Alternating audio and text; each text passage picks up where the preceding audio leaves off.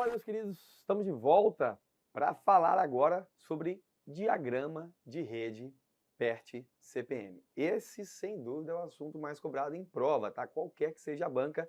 Diagrama de rede, mais especificamente a análise, né, sobre PERT-CPM, é o assunto mais cobrado, não é difícil, a gente vai ver aqui nessa aula o entendimento do diagrama de rede, seja formado através do método das flechas, seja através do método dos blocos, mas resolver essas questões geralmente é fácil e geralmente é um ponto garantido para você na hora da prova. Mais importante, dentro de planejamento e controle de obras, sem dúvidas, é esse assunto. Fique de olho e vamos resolver algumas questões também no final da aula. Bom, os diagramas PERT-CPM eles permitem que sejam indicadas as relações lógicas de precedência, o interrelacionamento entre as inúmeras atividades do projeto e que seja determinado o caminho crítico. Então, o que é mais importante aqui nos diagramas de rede? Interdependência e caminho crítico. O que é isso? A sequência de atividades que, se sofrer atraso em uma delas, irá transmiti-lo ao término do projeto. Este é o caminho crítico que eu vou detalhar com vocês na sequência. Qual é a vantagem do diagrama de rede? Principal vantagem é uma de representação gráfica do planejamento.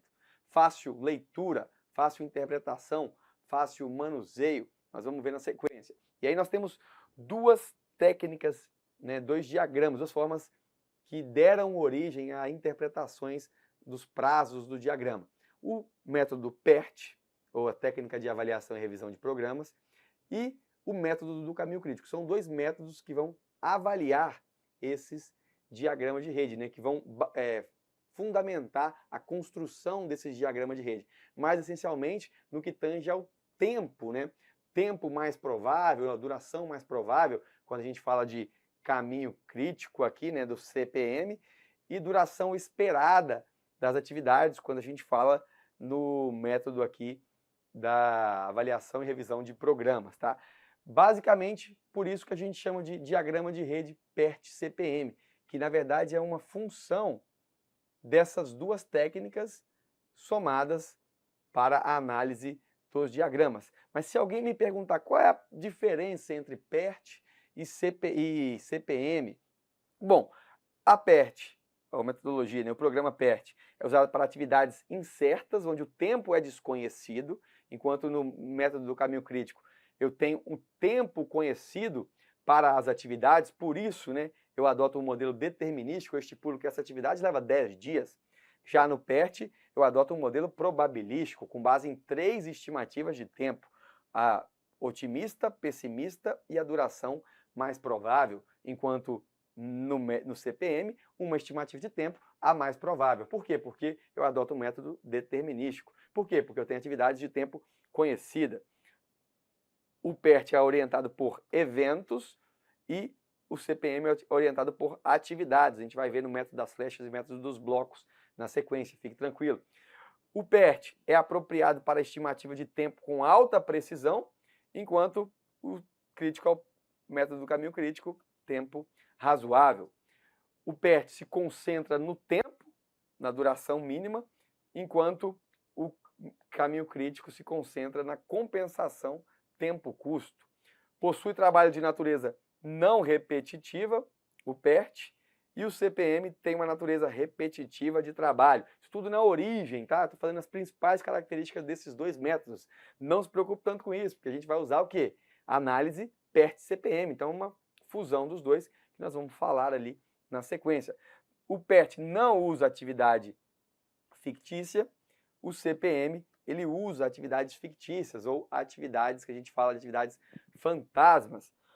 Então, o PERT é mais específico, voltado para projetos que requerem pesquisa e desenvolvimento, enquanto o CPM para projetos de construção. As duas técnicas, isso aqui é o mais importante, podem ser combinadas para aumentar a eficácia dos nossos diagramas de rede. Pode-se utilizar PERT para obter estimativas mais realistas da duração das atividades e proceder o cálculo do caminho crítico e das folgas pelo CPM. Então, veja, embora tenham surgido ali por em etapas, em momentos ali diferentes, para fins diferentes. Eu vou utilizar o PERT para chegar na estimativa de tempo mais provável, e aí vou montar um diagrama onde eu encontro nele o caminho crítico, e aí consigo estabelecer também folga e a duração aí do meu projeto. Rapidamente, é uma revisão, dificilmente você vai ver pedindo uma técnica em detrimento da outra. A maioria das vezes, diagrama PERT-CPM, e é o que a gente vai tratar a partir de agora. Sempre que eu falar de diagrama de rede, estou falando com planejamento PERT e CPM. Essa construção do diagrama de rede vai seguir uma sequência lógica, a gente viu, de planejamento e de interdependência. Mas ela pode ser construída de 2 métodos. Eu tenho certeza, para quem já fez concurso, que viu uma questão com o método das flechas. Mas este diagrama de rede pode ser construído através do método dos blocos. 90%, 95%, eu diria até mais, método das flechas. Então nós vamos abordar ele com mais aprofundamento. E o método dos blocos, vou citar aqui as principais características e porventura se vier em alguma questão, você vai saber resolver. Tá? Começando pelo método das flechas. Então a gente tem 2 métodos para a construção do diagrama. O método das flechas, ou ADM, as atividades dele são representadas por flechas que conectam eventos. Então aqui, ó, isso aqui que está dentro do círculo são eventos. As atividades, então, estão aonde? Nas flechas. Por isso o método das flechas. Essa é a atividade D, essa é a atividade E, e assim por diante. Existe o conceito de evento. Então, isso aqui é um evento. O 0, o 5, o 10 são eventos. E eventos, eles são instantes. Simplesmente um instante do projeto. É o início de uma atividade, é o fim de uma atividade, é um instante. Não consome tempo, não consome nenhum recurso. Nesse método das flechas, não é possível ilustrar as ligações IT, início-término, II, início-início, e término-término, TT. Então, quais são as ligações que nós temos? Nós temos as ligações mais comuns, ligação término-início. Ou seja, quando A termina, a gente pode iniciar B. O que marca início de B e o que marca término de A? Evento número 5. Essa numeração, ela é, lógico, do início até o fim do projeto, crescente, geralmente de 5 em 5, geralmente de 10 em 10, a numeração dos eventos, para facilitar, se porventura durante a execução, ou se precisar fazer alguma alteração no cronograma, pô, se eu tenho entre 0 e 5, consigo inserir ali um novo evento, 3, 1, 2, 3, 4, então eu consigo inserir eventos, geralmente é de 10 em 10, eu consigo inserir eventos intermediários, caso seja necessário. Por isso essa numeração assim meio estranha para os eventos, não são atividades, são eventos. Nestes casos das flechas, é possível, né, e pode ter casos onde a gente vai utilizar atividades fantasma. O que é atividade fantasma? Eu vou dizer na sequência. Já no método dos blocos, ou PDM, as atividades são representadas por caixas, por blocos. Então essas caixinhas aqui são as atividades, não são eventos. Não existe o conceito de evento. A flecha não tem significado nenhum, simplesmente mostra o que vem na sequência. Enquanto no método das flechas, a flecha tem a atividade e a sua duração. Aqui não, a flecha só interconecta atividades. Possibilita ilustrar todas as ligações. Então, TI, IT, II, IT é possível de existir aqui. E não possui esta ferramenta, esse recurso de atividade fantasma que eu vou ilustrar na sequência. Então veja, dá uma olhadinha na cara. Ora, método das flechas, método dos blocos. Nós estamos falando de uma mesma sequência de atividades, uma sequência de atividades para a completagem de um bloco de fundação. E à esquerda a gente vê o método das flechas e a sua representação, à direita o método dos blocos. Ambos representam a mesma coisa, então debruça-se um pouco mais sobre isso para entender, olha, G é uma atividade, está na seta. G aqui é uma atividade, está dentro do bloco e não na seta. A seta não tem significado. Veja que aqui eu tenho um monte de eventos, aqui eu não tenho evento nenhum. E aí por diante. Essa comparação bem direta. Vamos focar inicialmente aqui, que é o que mais cai em prova. Esse método das flechas. atividades são representadas por flechas que conectam eventos. O evento inicial é único e o evento final também é único. Então eu tenho que começar no evento único, que é o evento que marca o início do projeto, e terminar no evento único, que é o evento que marca o término do projeto. Então eu começo num evento, termino no outro. Maravilha, são únicos, né?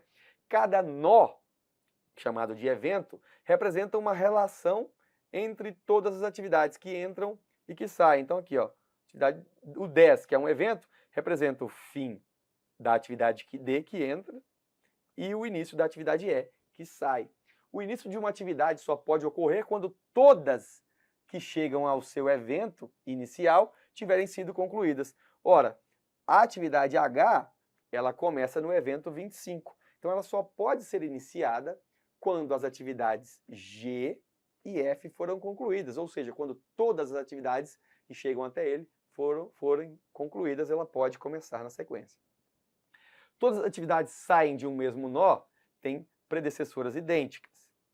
Então, se aqui a gente tem, por exemplo, aqui não vi nenhuma que tem atividades sequenciais que saem de um mesmo nó, né? Só tem aqui a origem aqui, sai G e sai D. Então a predecessão aqui, se houvesse alguma atividade antes, seria idêntica para as duas. Todas as atividades que chegam a um mesmo nó, então veja aqui o nó 25, né? Todas as atividades que chegam a ele têm sucessoras idênticas, ou seja, G e F tem H, que é uma sucessora idêntica. Se tivesse outras sucessoras, também seriam, obviamente, comuns. Cada atividade tem um par de eventos início e fim, isso é uma marca obrigatória. Começa em evento único, termina em evento único, e cada atividade tem um evento de início e fim. Pode ser compartilhado com outra atividade ou não. O número do evento final é sempre maior do que o inicial, né? Porque a gente está numa sequência de evolução do projeto. E aí eu preciso que você aprenda a diferenciar atividade de evento. No método das flechas tem o conceito de atividade, tem o conceito de evento. No método dos blocos só existe o conceito de atividade. Aqui, o que é atividade e o que é evento? Atividade é uma tarefa a ser desempenhada, qualquer que seja a tarefa. Vai ter uma duração, vai consumir um recurso, quando eu digo recurso é mão de obra, material, verba, tudo. E ela vai ser representada por flecha, entre dois eventos. Isso é uma atividade. O que é um evento? É um ponto no tempo, é um instante, não tem duração, não consome recurso, é simplesmente um instante, um marco que representa ali fim ou início de atividades. Aqui geralmente a gente tem o círculo com um número dentro. Então evento não consome tempo, não é atividade, não produz nada e não gasta nenhum recurso. Maravilha! Agora a gente começa a entrar num detalhe. E quando eu tenho toda atividade, eu sei, tem um início, um evento de início, e tem uma atividade que tem um evento de fim. E quando eu tenho, então, duas atividades que têm o mesmo início e o mesmo fim. Opa! Logicamente, se tem o mesmo início e o mesmo fim, é a mesma atividade. Mas pode existir casos em que nós tenhamos mesmo evento de início e mesmo evento de fim, para atividades diferentes. Só que aí eu preciso lançar mão de um recurso que só cabe no método das flechas, que é o de atividade fantasma. Então, a atividade fantasma, também chamada de fictícia, muda ou virtual, não se trata de tarefa física. Então aqui, ó, atividade fantasma é praticamente igual a um evento. Não tem significado assim, não consome recurso, não tem tempo, nem nada. Só que ela é uma alternativa para viabilizar o diagrama por flechas. Então veja, a atividade fantasma, ela surge para solucionar algum problema no desenvolvimento do diagrama de rede. Qual que é esse problema? Esse recurso veio para resolver qual problema? Ou um problema de numeração ou um problema de lógica. São três fatos que justificam a existência da atividade fantasma. Quando a gente tem um problema de programação, então atividade fantasma de programação, onde a computação não reconhece diferença para os eventos. Veja, se o evento não reconhece diferença para as atividades, né, aqui no caso, computação não reconhece a diferença para atividades aqui, entre eventos. Veja, eu tenho o evento 10, que marca o início da atividade, comprar café. E eu tenho o evento 20, que marca o fim da atividade, comprar café. Só que o evento 10 pode marcar também o início de comprar leite. E o e a atividade B, desculpa, o evento B pode marcar o fim do serviço comprar leite. Veja, logicamente, em termos de programação, eu não consigo estabelecer duas atividades com o mesmo evento de início e o mesmo evento de fim. Tem duplicidade do código 10-20. 10-20. Mas eu preciso dos dois para tomar o quê? Café com leite, que é a última atividade para chegar no fim, de fato, desse projeto. O que eu faço então? Eu lanço uma atividade fantasma que vai ter início e fim definido, mas que essa atividade não consome nenhum recurso. Agora sim, a atividade 10-20 é comprar café, a atividade 10-15 é comprar leite, e a atividade 15-20 é uma atividade fantasma, só existe para sequência lógica de programação. Daí sim, agora eu consigo tomar café com leite e resolvi o meu diagrama. Problema de sequenciação, quando as flechas não conseguem refletir a sequência correta. Veja, comprar café é uma atividade que está entre o evento 0 e o evento 20. Comprar leite está entre o 10 e o 20. Só que agora, para eu tomar café, eu saio do 20 e vou para o 30. Opa, então tomar café está dependendo de comprar leite, o que não é uma realidade. Tomar café com leite, sim, depende de comprar café e de comprar leite, todas as atividades predecessoras. Mas o tomar café está errado. Então o que eu faço agora? Comprar café 0,10, comprar leite 0,20, tomar café com leite. Ora, dependo de comprar leite e dependo de comprar café. Então eu crio aqui uma dependência, uma atividade fantasma para resolver o problema de tomar café com leite. Então agora, se eu quero tomar café com leite, eu compro café, compro leite, tomo café com leite. Mas o tomar café agora não depende mais de comprar leite. Veja, 0, 10 e 30. Resolvi um problema lógico e de sequenciação. E também de rompimento de eventos. Olha só, necessidade de desmembrar um evento em dois. Olha essa sequência aqui. Comprar café 0,20, comprar leite 0,10. Tomar leite 10,30, tá ok. Tomar café 20,30. Opa, mas tomar café está dependendo de comprar leite. Então, também não está adequado esse diagrama. Então, eu tenho que quebrá-lo, romper esse evento para fazer, olha, comprar café, comprar leite, e aí eu tomo café em cima, tomo leite nas atividades de baixo, e para tomar café com leite, eu estou criando aqui duas atividades fantasmas, desmembrando e criando mais um evento. Lembre-se, solução, alternativa para resolver problemas de sequenciação ou de programação lógica, tá? Com duas atividades, não podem ter o mesmo evento de início e o mesmo evento de fim. Sendo que, na prática, isso pode acontecer. Eu posso fazer, por exemplo, revestimento de parede, e eu posso revestir com, sei lá, argamassa, posso revestir com gesso. Atividade início e fim, só que com insumos diferentes, ou traços diferentes. Esse traço aqui da parede externa, eu vou fazer um traço diferente da parede interna. Ora, são eventos de início e fim de reboco, por exemplo, mas com insumos diferentes. Para exemplificar isso, para construir o diagrama disso, teria que fazer uma atividade fantasma ali, já que as duas têm eventos de início e fim iguais, e isso não pode existir em termos de diagramação lógica computacional. Entendido isso, eu chego no caminho crítico, que vai ser talvez a coisa que mais vão lhe perguntar na vida quando se trata de planejamento e controle de obras. O que é o caminho crítico? O caminho crítico é a sequência de atividades que concorrem para determinar a duração total do projeto. Ou seja, o caminho crítico é a sequência que vai do início ao fim e que determina o prazo de projeto, o prazo previsto para o projeto. Então, como ele determina o prazo para o projeto ser concluído, ele é o maior caminho entre o início e o fim. Não importa quantos caminhos nós tenhamos entre o início e o fim do projeto, entre o evento de início, que é único, e o evento de fim, que é único. Não importa quantos caminhos, o que importa para fins de caminho crítico é aquele que determina o prazo do projeto. É aquele de maior duração entre o início e o fim. E dele saem, quer dizer, pertence a ele, né, atividades críticas. O caminho crítico é um conjunto de atividades críticas que não tem folga. Significa que é o caminho mais longo entre o início e o fim do projeto, e seus eventos críticos não possuem flexibilidade, não possuem folga.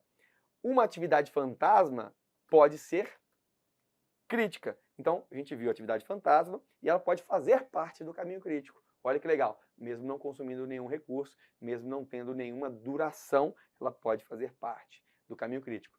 E eu posso ter mais de um caminho crítico, ou o caminho crítico pode ter mais de um ramo. A gente vai ver em alguns exercícios, tá? As atividades críticas, se atrasarem, atrasam o projeto. Então, se o caminho crítico determina o prazo total do meu projeto, a duração total do projeto, se alguma das suas atividades ao longo do caminho atrasa, o que acontece? Eu atraso o meu projeto. E se alguma das atividades adiantam, antecipam, eu provavelmente vou antecipar o meu projeto. Por que eu falo podem adiantar o projeto se algumas atividades forem adiantadas? Porque vai que eu tenho dois caminhos críticos. Eu adianto atividades de um e o outro continua crítico, com a mesma duração, com a longa duração. Ou vai que eu reduzo tanto o meu caminho crítico que ele não se torna mais o maior caminho entre o início e o fim. Outro caminho se torna crítico. Então ele vai reduzir, mas não na mesma proporção. Ok? Bom, toda atividade, e aí algumas bancas vão ficar só nisso, na identificação do caminho crítico, que é o caminho mais longo. Veja, se eu tenho esse diagrama de rede, eu estou partindo de um evento único, terminando num evento único. Parte do 0 até o 40. Cada atividade está aqui ilustrada pela sua letra e a sua duração. Essa sequência de atividades E, F, G, J, ou poderia falar, essa sequência de eventos 0, 10, 30, 35 e 40 é o meu caminho crítico, ou seja, entre o início e o fim do projeto tem o maior tempo. E o maior tempo entre o início e o fim define a duração mínima, que é, para este caso, de 14 dias. Agora, em cima de cada atividade, eu tenho o tempo mais tarde que ela pode acontecer. E embaixo da atividade, eu tenho o tempo mais cedo que ela pode acontecer. Então, eu tenho uma atividade não atividade, eventos, né? O evento, em cima do evento eu tenho o tempo mais tarde, embaixo do evento eu tenho o tempo mais cedo. Então, o evento I tem o seu tempo mais tarde, tem o seu tempo mais cedo. O evento J, tempo mais tarde, tempo mais cedo. E aqui eu tenho uma atividade, que aqui eu chamei de atividade IJ, com sua respectiva duração. Isso é a estrutura básica. Como é que eu calculo o tempo mais cedo ou data mais cedo, DMC, de um evento? É o máximo valor obtido da soma da duração das atividades que chegam a ele, com o tempo mais cedo de seus respectivos eventos de origem. Calma, Guilherme, estou confuso, não entendi nada. O que é esse tempo mais cedo? Tempo mais cedo é quando a data mais cedo que essa atividade pode começar a ser feita, ou a data mais cedo que esse evento pode ocorrer, esse evento que marca o início das atividades seguintes. Como que eu faço, então? Eu somo tudo que está antes dele, eu vou no caminho cronológico da rede, passada para frente. Vou do início para o fim. Então, passada para frente ou para a direita. Pego o maior tempo. Então, para eu determinar o tempo mais cedo de um evento, é o maior tempo de todos os seus eventos antecessores, mais a duração. Então, eu faço um somatório de evento, antecessor, predecessor, mais atividade. Então, olha aqui. Olha, 5, tempo mais cedo desse evento, 5. Porque quem está atrás dele, tempo mais cedo do evento predecessor, mais a atividade, então é 0 mais 5. Eu paro em 5. Agora, o evento aqui, ó, data mais cedo é 5, mais duração da atividade, 4. Isso me dá 9. Opa! Veja, só que esse evento aqui, 30, ele tem mais de um caminho. Se ele tem mais de um caminho, eu tenho que pegar o máximo. Por quê? Quando todas as atividades que chegam até ele forem concluídas, que eu posso dar sequência. Então, veja que aqui, olha, o tempo 0 mais 1 é o tempo mais cedo, é 1, mais 1, tempo mais cedo desse evento, 2, mais 3, essa atividade, tempo mais cedo, 5, mais 2, tempo mais cedo, 7. Ora, com 7 dias, pelo esse caminho do meio, eu já poderia começar, poderia marcar a data mais cedo do evento. Só que a data mais cedo, esses eventos de início da atividade G, a atividade G só pode começar quando tudo que depende dela for concluído. Por isso a gente adota o máximo valor e não o mínimo. Por isso aqui 9, 9 com 4, 13, 13 com 1, 14. Então eu defini a data mais cedo de todos esses eventos. Opa, faltou o evento 20. O evento 20 é a data mais tarde data mais cedo do seu antecessor, mais a sua duração. Então, 0 mais 6, 6. E aqui, para o evento 35, 6 mais 2, 8. Opa, pelo caminho de cima tinha 13, pelo caminho de baixo tem 8. Adoto o tempo mais cedo do evento como a duração máxima. Então, pego o maior, 13. Agora faço o contrário. Agora eu quero determinar o tempo mais tarde que este evento pode ocorrer, ou a data mais tarde que uma determinada atividade vai ser concluída. Então, agora eu faço a passada reversa, passada do final para o início. Ora, mais cedo 14, mais tarde 14 também, porque esse marca o final desse evento, final do meu projeto. Agora eu pego 14 menos 1, 13. Então, a data mais tarde para esse evento 35 é de 13. 13 menos 4, 9. A data mais tarde para esse evento é 9. 9 menos 4, 5. A data mais tarde para esse evento, 5. 9 menos 2, 7. Data mais tarde, 7 menos 3, 4. 4 menos 1, 3. 3 menos 1. Opa, 3 menos 1 é 2. Só que eu pego o valor mínimo. Ora, 5 menos... Aí eu pego por cima, pelo caminho de cima. 5 menos 5, 0. Então eu tenho a opção de 2, tenho a opção de 0, e agora eu vou regredir pelo caminho de baixo. Pego 13, subtraio 2, vou para 11. Subtraio 6, vou para 5. Opa, cheguei pelo 5. Agora eu vou pelo último caminho. 11 menos atividade fantasma.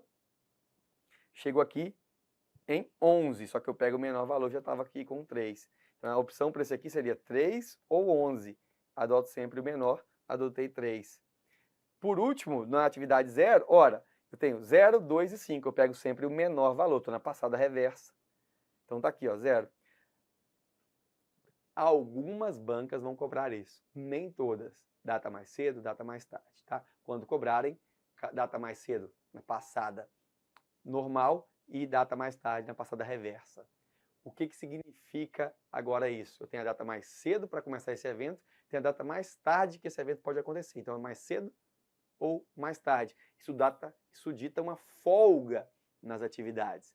Atividades do caminho crítico não tem folga. Qual é a folga das atividades do caminho crítico? 0. Então tem tempo mais cedo igual a tempo mais tarde. Ou data mais cedo igual a data mais tarde. Por isso, de cara, eu já saberia que o caminho crítico é esse. Ó. 0, 0, 5 e 5, 9 e 9, 13 e 13, 14 e 14. Todas as atividades e, consequentemente, todos os eventos, na verdade, né?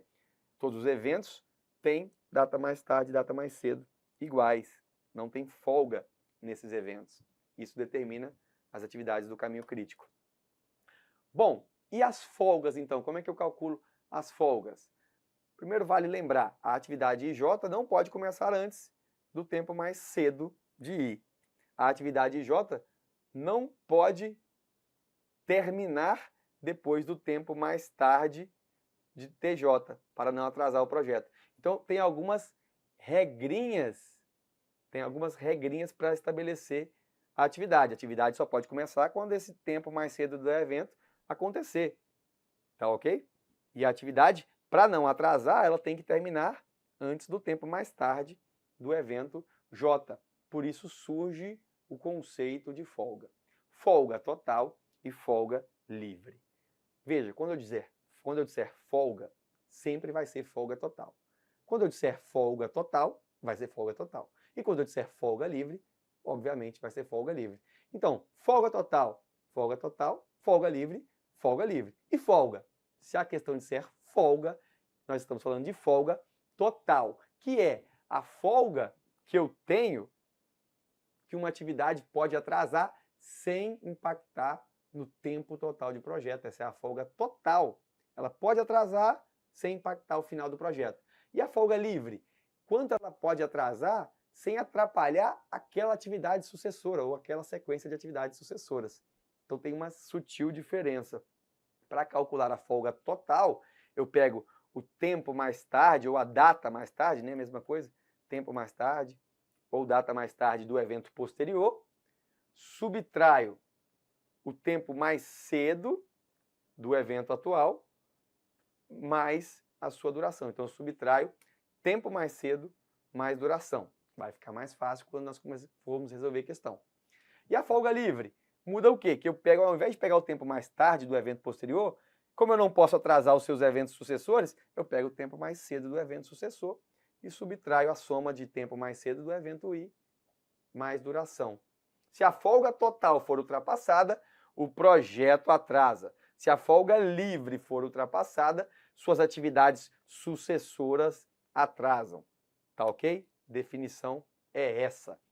Antes de resolvermos uma bateria de questões desse assunto, vamos entender agora o método dos blocos, menos comum, porém, para que você resolva qualquer questão, precisamos entender sobre ele. O método dos blocos, a gente não tem o conceito de evento. Tudo é atividade. Só se tem atividade. As setas não dizem nada, só marcam a sequência. Então, nós temos sempre uma barra inicial, que marca o início do diagrama, e a barra final, que marca o término, o fim do nosso diagrama. E aí nós temos esse bloquinho, né? Que é o arranjo usual do bloco. Identificação, um número, uma letra, geralmente, para a descrição da atividade. A gente tem aqui, ó, código das atividades. D, a duração da atividade. Então, aqui eu tenho uma atividade F, que dura 4 dias. Tenho uma atividade D, que dura 2 dias. Tudo isso, atividades. Aí nós temos a primeira data de início, ou seja, qual é a primeira data que esse evento pode começar? Está aqui, ó, PDI. O evento B, desculpa, evento não, esquece, não existe evento. Atividade B tem a primeira data de início com 1 dia. Qual que é a primeira data de término? 2 dias. Então, ela pode começar com 1 dia e pode terminar com 2 dias. Agora, qual é a última data de término? O último dia que ela tem para... Desculpa, o último dia usa uma data de início. Qual é o último dia que ela pode começar sem impactar no cronograma, sem atrasar o meu projeto? Bom, a última data de início dela, 3 dias. Qual é a última data de término? 3 mais 1 que dura ela, então a última data de término é de 4 dias. Assim a gente consegue calcular folga livre e folga total. Não vou falar aqui nesse diagrama agora, mas veja, ela tem 2 dias de folga total, mas 0 dias de folga livre. Significa que ela pode atrasar 2 dias sem atrasar o prazo aqui de 14 dias do projeto. Só que se ela não quiser atrasar as atividades C, D aqui, que são sucessoras, C, D, G e J, se não quiser atrasar essas atividades sucessoras, eu não tenho folga livre. Então, eu tenho folga total, 2 dias, para não atrasar o projeto. Mas para não atrasar C, eu não tenho folga. Ou seja, ela não tem folga livre. É uma atividade que só tem folga total. Difícil, né? Difícil, mais ou menos. Veja como que a gente faz o método dos blocos. O cálculo da rede, basicamente, começa da mesma lógica, né? Passada para frente, eu calculo o que a gente chamava de tempo mais cedo ou de data mais cedo. Aqui a gente chama de PDI, primeira data de início. O que a gente chamava de tempo mais tarde ou data mais tarde, lá era em evento, aqui a gente chama de última data de término ou última data de início. São conceitos diferentes porque no método da Slash nós temos eventos. Aqui a gente só tem atividade. Primeira data de início da atividade. É só somar a máxima data de término da predecessora. Então, qual é a última data que a atividade anterior pode ser concluída? Então, ela marca a primeira data de início. Qual é a primeira data de término? Ora, a primeira data de início mais a duração da própria atividade. Quando eu vou fazer agora a passada reversa, eu preencho a última data de término e a última data de início. Com o mínimo das últimas datas de início sucessora, depois vocês pegam com calma e analisem e apliquem essas questões. E a última data de início é a última data de término menos a duração. A mesma ideia, folga total e folga livre. Folga total é a folga que aquela atividade tem ou quanto ela pode atrasar sem comprometer o fim do projeto, o prazo total estabelecido do projeto. Folga livre é o quanto aquela atividade pode atrasar sem impactar nas suas atividades subsequentes, sem atrasar as próximas atividades. Uma coisa livre, outra coisa folga total. Tá aqui também as expressões, né? Folga total é última data de início menos primeira data de início, ou tá na mesma calcular a última data de término menos primeira data de término. E a folga livre é o valor mínimo entre a primeira data de início das atividades sucessoras menos a primeira data de término da atividade em questão. Do mesmo jeito, o caminho crítico é aquele em que suas atividades têm data mais cedo igual a data mais tarde. Ou seja, se data mais cedo igual a data mais tarde, eu digo folga nula. Então, atividades de folga nula fazem parte do caminho crítico. Está aqui o desenho de comparação entre os métodos das flechas e o método dos blocos em termos de representação gráfica. Veja, atividades dentro dos bloquinhos, atividade nas setinhas. Aqui, por exemplo, eu tenho duas setas saindo no método dos blocos. Aqui eu preciso criar uma atividade fantasma, que é um recurso somente do método das flechas. E aí a gente consegue ver, em termos aqui de atividade, o método das flechas, as atividades estão nas flechas. No método dos nós, as atividades estão nos blocos, dentro dos blocos. Os eventos estão dentro dos círculos e não existem no método dos nós, ou método dos blocos. Na verdade, aqui PDM, eu anotei aqui método dos nós, mas é método dos blocos.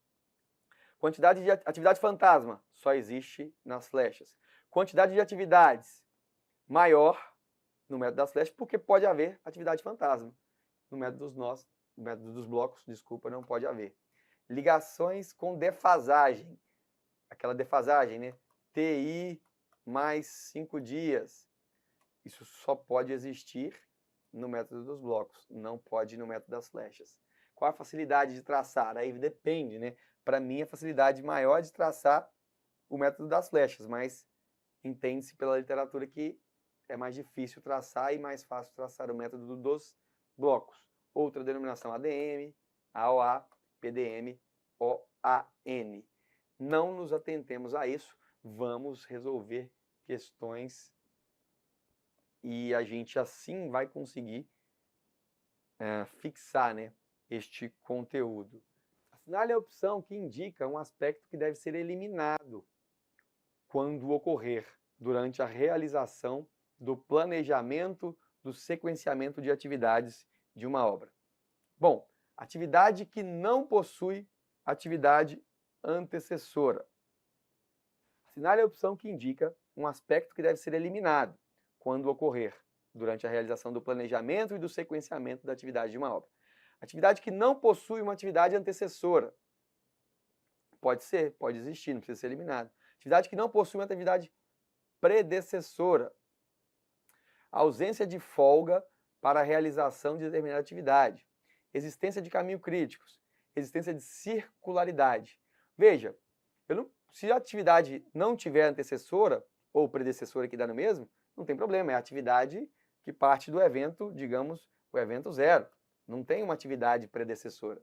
Maravilha, não precisa ser eliminado. A ausência de folga são as atividades do caminho crítico. Não tem folga para os eventos de caminho crítico. Existência de caminho críticos. Eu não posso eliminar, não vou eliminar isso. O que eu tenho que eliminar é a existência de circularidade. Porque, veja, se for o método das flechas, parte do evento zero e vai até um evento, sei lá, 100. Se for o método dos blocos, parte de uma linha que marca o tempo zero até uma linha que marca o tempo final, digamos 100. O que não pode haver nesses casos é circularidade. Veja, aqui eu trato de um projeto. Esses projetos, eles têm início e fim bem determinado. Não se aplica aqui no diagrama de rede o que nós vimos no ciclo PDCA, que é aquele princípio da melhoria contínua, né? Lembra?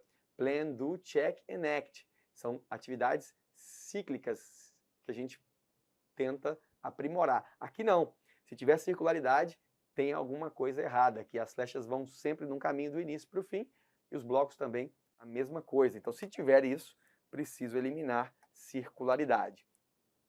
Avançando, o Program Evaluation and Review Technique / Critical Path Method, ou seja, PERT-CPM, é muito utilizado no controle de obras.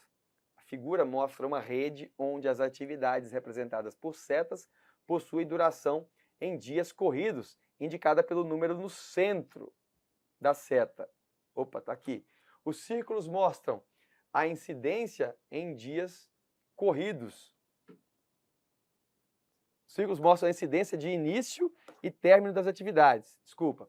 E o projeto se inicia em 0 e termina em 70. Veja, evento 0 de início, único evento, evento de final, 70, único evento também de término. O caminho crítico da rede apresentado na figura é, veja gente, qual é o maior caminho entre o início e o fim? Nesses casos aqui, eu tenho que fazer várias combinações.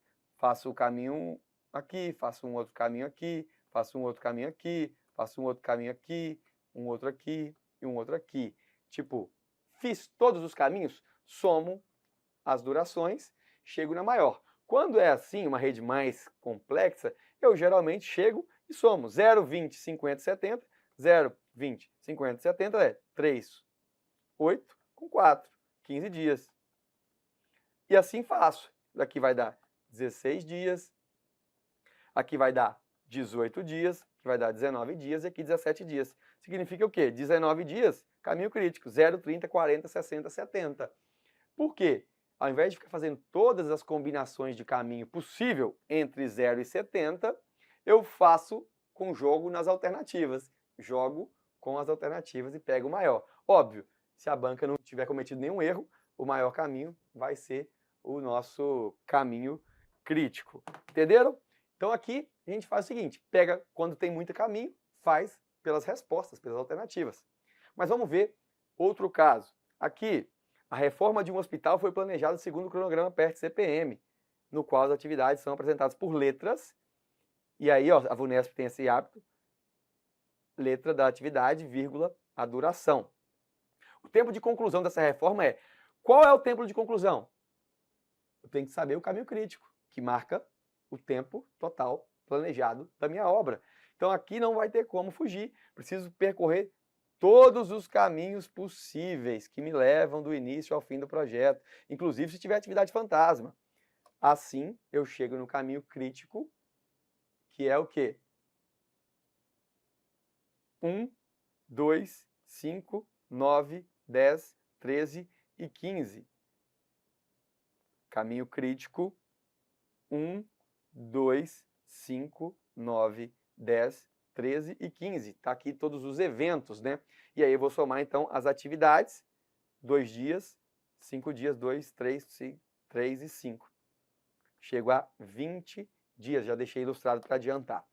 Num diagrama de rede das atividades, a relação entre a primeira data de início, primeira data de término e duração de uma atividade é, ora, a primeira data de término de uma atividade é a sua primeira data de início mais a sua duração. Ora, quando ela começa, mais o tanto que ela dura, vai ser a primeira data de término. Por isso, primeira data de término é o PDI mais o próprio D, que é a duração. Julgue os itens subsecutivos referentes à fiscalização de obra. A atividade fantasma em uma rede PERT-CPM é uma atividade física e refere-se a um recurso necessário de diagramação sem valor lógico. É um recurso de diagramação, sim, mas se refere a uma atividade física? De jeito nenhum. É uma atividade fictícia, é uma atividade fantasma, por isso, errado. No que se refere à programação de obras e a seu cronograma executivo, julgue o item subsequente. O caminho crítico é composto exclusivamente de atividades críticas. Sim, todas as atividades que compõem o caminho crítico são atividades críticas. Então, errado e certo, aqui embaixo. Veja como a banca pode, às vezes, confundir. Dar um desenho assim com setas. A FGV diz o seguinte: um engenheiro deve gerir a produção de uma obra cujo esquema de dependência das atividades até a fase de levantamento da estrutura visível em si é mostrado a seguir. Considerando que a realização das atividades irá durar exatamente o tempo indicado em cada caixa, o máximo atraso que a etapa de levantamentos topográficos pode sofrer, sem comprometer o cronograma de obra, ou seja, levantamentos topográficos está aqui. A questão já está falando que ela pode atrasar. Se ela pode atrasar, ela não faz parte do quê? Do caminho crítico. Não é uma atividade crítica. Agora, qual é o máximo de atraso que ela pode ter? É isso sem sofrer impacto no cronograma. Então, ele quer saber a folga total, porque ele não quer que impacte o cronograma total da obra, e não na folga livre, que seria o impacto na atividade sucessora. Quero saber folga total. Então, vamos aqui desmistificar, né, essa cambada de setas que tem aqui. Veja, qual que é o evento de início, se eu quiser fazer pelo método das flechas? Assinatura do contrato, que é um evento, simplesmente marca o início das atividades. E qual que é o final? Pilares, vigas e alvenaria pronta. Então, marca, por exemplo, o final. E agora eu vou ter os caminhos. Se eu faço pelo método das flechas, é assim. E se eu faço pelo método dos blocos? Opa! Então, aqui eu traço uma barra, aqui eu traço outra barra e começo a desenhar as atividades dessa forma. Olha, chamei aqui levantamento topográfico de LVT. Dura 30 dias. Chamei aqui estudo geotécnico de GEL. Dura 40 dias. É isso que eu faço, ó. Chamei aqui escavação dura 25 dias. Chamei aqui fundação, dura 45 dias. Terraplanagem dura 25 dias. Agora eu faço a ligação. Veja, barra de início aqui é a assinatura do contrato, tempo zero. Final, pilares, vigas e alvenarias prontas. Marca a reta final. Agora eu começo. Ora, qual é a relação? Assinei o contrato, consigo já ir para o levantamento topográfico. Então eu só faço a seta de conexão. Começo aqui, também posso começar o estudo geotécnico. Faço uma seta. Agora, as escavações dependem de quem? Opa, a escavação depende do estudo geotécnico. Então tá aqui, ó, estudo geotécnico, faço uma seta para escavação. Fundações, ora, fundações dependem de estudo geotécnico, então fiz uma seta aqui de estudo geotécnico. Fundações dependem de levantamento topográfico, então fiz aqui do levantamento topográfico do terreno. E depende também de escavação, olha essa setinha aqui. Então, olha só, depende de 3 atividades para começar a fundação, e aí a atividade de fundação dura 45 dias. Então, a primeira coisa que eu faço, marco as atividades e suas relações com seus respectivos prazos. Depois, terraplanagem, depende de fundações. E, por último, chego aqui ao final. Ainda não sei o tempo final do projeto, mas já desenhei a parte de etapas e ligação entre as atividades. Agora eu começo. Qual é a data mais cedo? Ora, a data mais cedo é 0. Data mais cedo, ou primeira data de início, 0. Mais a duração, chego na primeira data de término. E aí vou. Qual é a primeira data de início? 40. Mais a duração, chego na primeira data de término. E eu vou na passada o quê? Na cadência da esquerda para a direita. Sequência lógica. Passada normal. Agora veja esta atividade aqui. Qual é a primeira data de início? Eu tenho ou 30 ou 40, que também chega até ela. Então é daqui, ó, 30, para chegar aqui, 40, que é o término dessa, e 65. Ora, se ela tem que ter todas as atividades concluídas, então a primeira data de início é a maior, é o máximo das datas de término das atividades predecessoras. Então, não é 30, não é 40, é 65. Primeira data de início, só posso começar a fundação a partir de 65 dias. A fundação dura 45 dias, chego então em 110 dias, que é a primeira data de término. Agora, terraplenagem. Qual é a setinha aqui? Termina em 110, então ela pode começar em 110. Só tem uma seta, então não preciso pegar o valor máximo, 110 já é o máximo. Somo com 25, vou para 135, primeira data de término. Pronto. Qual que é a data estipulada para término do meu cronograma? 135 dias. Esse projeto vai de 0 a 135. Agora eu vou na passada reversa, preste atenção. Passada reversa para calcular a data mais tarde.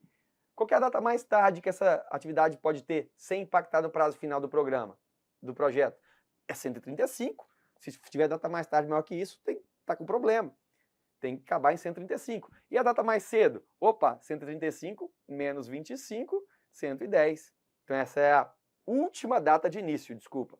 Última data de término menos a duração, última data de início. Agora volto na passada reversa. A última data de início tem que ser a última data de término dessa atividade, para não ter atraso. 110 menos a duração, 65. Cheguei na última data de início. Agora vamos aqui na última data de término. Última data de término vem daqui, ó, da última data de início. Última data de término menos 25 dá 40, que é a última data de início. Maravilha. Agora vamos para o daqui. Qual que é a última data de início? 40. E se eu faço pela sequência de cima, a última data de início está aqui 65. A última data de início da atividade, 40. Então aqui, ó, a última data de término, para não atrasar, ou é 40 ou é 65. Só que, olha, se eu terminar com 40 dias, eu não atraso nenhuma das duas. Se eu terminar com 65 dias, eu vou atrasar a atividade de escavação. Então, veja bem, agora eu adoto, na passada normal, eu adoto o maior valor. Na passada reversa, invertida, eu adoto o menor. Então, a última data para esse evento, para essa atividade terminar, é de 40 dias. É data de 40 e não 65. Porque se ela acabar com 65, ela atrasou a escavação. Adotei, então, o menor. Agora, 40 menos os 40 aqui, 0, última data de início. Falta fazer da atividade de levantamento. Ora, a última data de início de fundação é 65, então ela tem que acabar aqui, a última data de término, com 65 dias. Portanto, 65, que é a única seta que chega até ela. Menos 30, eu vou para 35, última data de início. Então, veja, o que acontece agora? Calculo as folgas, se eu já tenho todas as datas. Folga total nada mais é do que última data, primeira data de início menos... Opa, peraí. Primeira data, última data de início menos primeira data de início, ou última data de término menos primeira data de término. Tanto faz, dá exatamente a mesma coisa. 35. 0 menos 0, 0. 40 menos 40, 0. 40 menos 40, 0. 65 menos 65, 0. 65 menos 65, 0. 110 menos 110, 0. 110 menos 110, 0. 135 menos 135, 0. Então, tanto faz. Eu vou calcular o último de início menos o primeiro de início, ou último de término menos o primeiro de término. E a folga livre. Agora, essa daí é a folga, essa aqui é a folga total. E agora a folga livre que ficou faltando, não pode atrasar o quê? Não pode atrasar a atividade sucessora. E aí, se você lembrar, eu acho que eu não tenho aqui, mas eu tenho que pegar, então, se eu não posso atrasar essa atividade, é a primeira data de início menos a duração da atividade. 65 menos 30, 35. Primeira data de início menos a duração da atividade. 40 menos 40, 0. Primeira data de início, 65. Menos 40, 65 menos 40 dá 25. Só que aí, se eu atraso 25 dias, tem que pegar o menor valor. Então aqui é 0 e aqui é 25. Então, na verdade, a folga livre, para não atrasar nenhuma atividade, é 0. Um pouco mais complexo, você tem que resolver de pouco a pouco. Ora, 65 menos 25, ó, última data de início, 65 dias. Aliás, primeira data de início, 65 dias, menos 25.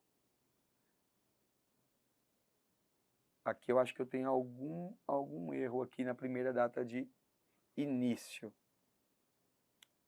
Primeira data de início, 65, menos os 25 da duração. Deixa eu só pegar aqui. Realmente a gente tem o pouquíssimo hábito de resolver atividades pelo método dos blocos, né? Olha, folga livre. Mínima PDI sucessora menos o PDT. Então, mínimo PDI sucessora menos o PDT. Então, a gente vai aqui, olha, mínimo PDI, mínimo 65, menos o meu primeira data de término. Então, mínimo PDI menos PDT, 65 menos 65, 0. Mínimo PDI, 110, menos o PDT, 110 menos 110, 0. Mínimo PDI menos PDT, está aqui, PDI 65 menos PDT 65. 65, mínimo PDI menos o PDT, que está aqui, primeira data de término. Então, 65 menos 30, 35. Então, veja, 65 menos 30, aqui 40 menos 40, 0.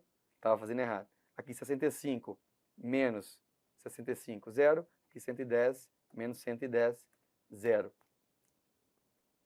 Não é fácil fazer, na verdade, a gente tem que treinar e você não montaria um desse na hora da prova. Eu vou fazer um bloco de exercícios para a gente fixar esse conteúdo aqui do método dos blocos. Por quê? Qual é a outra alternativa? Primeiro aqui que eu já defini. Quem tem folga 0, 0, folga 0, folga 0, folga 0. Então qual é o meu caminho crítico? Está aqui. Gel, escavação, fundação e terraplenagem. Maravilha. Significa então que eu tenho uma folga de 35 dias na atividade de levantamento. Tanto folga total quanto folga livre. Por isso o gabarito é aqui, 35 dias. Poderia desenhar o diagrama como se fosse diagrama de flechas e não de blocos. Então eu marco um evento. Qual é o evento inicial? Assinatura do contrato. Em vez de chamar de número, eu chamei aqui de letra para não confundir. Evento A. Qual o último evento aqui? Pilares. Evento E. Quem sai da assinatura de contrato, levantamento topográfico, é uma atividade que leva 30 dias. Estudo geotécnico, que é uma atividade que leva 40 dias. Beleza. Agora eu vou para o evento C. De B a C, ou seja, de estudo geotécnico até escavação, ponto C aqui, eu tenho uma atividade de escavação.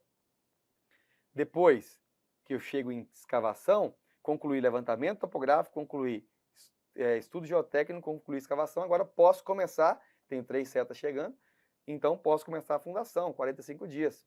Marca o início do meu evento D, e aí por diante, terraplenagem, marca o evento E, que é o fim do projeto. Com muitas atividades, tempo de início, tempo de fim, ou data mais cedo, data mais tarde, ou primeira data de início, primeira data de término, só com muito treino, muito treinamento. Vai chegar, lógico, na mesma sequência aqui. Qual que é a data mais cedo, ou o tempo mais cedo do evento B? Bom, é 0 mais 40, 40. Qual que é o tempo mais cedo do evento C? É 0 mais 30 ou 0 mais 40 mais 25. Então é 30 ou 65. É o maior valor, está aqui. E aí por diante a gente constrói mais cedo e o tempo mais tarde de todos eles. Um menos o outro. É o que nós vamos ter aí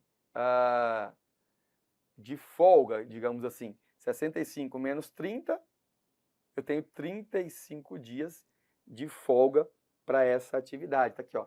Data mais tarde da atividade sucessora, que é C, 65. Menos data mais cedo da predecessora, que é 0, mais a duração, que é 30 dias. Então é 65 menos 0 mais 30. 35 dias. Duas formas de chegar no mesmo valor, no mesmo resultado. Considere o seguinte quadro de sequenciação composto de 6 atividades para mostrar uma rede PERT CPM. Na verdade, aqui falou uma rede PERT, no qual a data mais tarde do caminho crítico é a data limite para o cálculo de eventuais folgas. A data de término do projeto é a data, então eu preciso construir o treinamento. Veja, atividade T1, duração de 3 dias. Não tem nada antes, então sai do evento 0.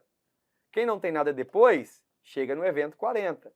Então, ó, T2, T1 e T3 chegam, desculpa, T4, T5, T6, T4, T5, T6 não tem sucessores, ó. Então eles têm que terminar no evento final. E quem não tem antecessor? T1 e T2.